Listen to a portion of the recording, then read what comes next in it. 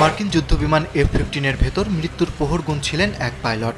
ইরানের দুর্গম পাহাড়ি এলাকায় চারদিকে শত্রু বাহিনীর কড়া নজরদারি। তার ঠিক মাঝখানে ধ্বংস হওয়া বিমানের ভেতর থেকে পাইলটকে উদ্ধার করতে মার্কিন কমান্ডোরা যে দুঃসাহসিক অভিযান চালালো তা যেন হলিউড সিনেমার চিত্রনাট্যকেও হার মানায়। মার্কিন প্রেসিডেন্ট ডোনাল্ড ট্রাম্প জানিয়েছেন, এই রুদ্ধশ্বাস অভিযানে শত শত বিশেষ বাহিনীর সদস্য সরাসরি অংশ নিয়েছেন। পাইলটকে উদ্ধারে ডজনখানেক অত্যাধুনিক যুদ্ধবিমান নিয়ে রাতের অন্ধকারে ইরানের সীমানায় ঢুকে পড়েন মার্কিন স্পেশাল ফোর্স।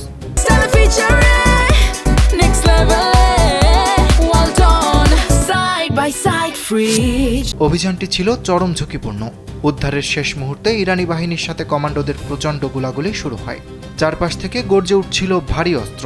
তবে সব বাধা উপেক্ষা করে আহত ওই কর্নেলকে মৃত্যুর মুখ থেকে ছিনিয়ে আনতে সক্ষম হন মার্কিন কমান্ডোরা। ডোনাল্ড ট্রাম্প এই মিশনকে ঐতিহাসিক বলে আখ্যা দিয়েছেন। তিনি গর্বের সাথে বলেন, আমরা আমাদের কোনো যোদ্ধাকে রণক্ষেত্রে একা ফেলে আসি না। 2 দিন নিখোঁজ থাকার পর ওই পাইলট এখন নিরাপদ আশ্রয়ে চিকিৎসাধীন। শত্রুর ভূখণ্ডের এত গভীরে ঢুকে এমন নিখুঁত উদ্ধার অভিযান যুদ্ধ ইতিহাসে এক বড় নজির হয়ে থাকবে।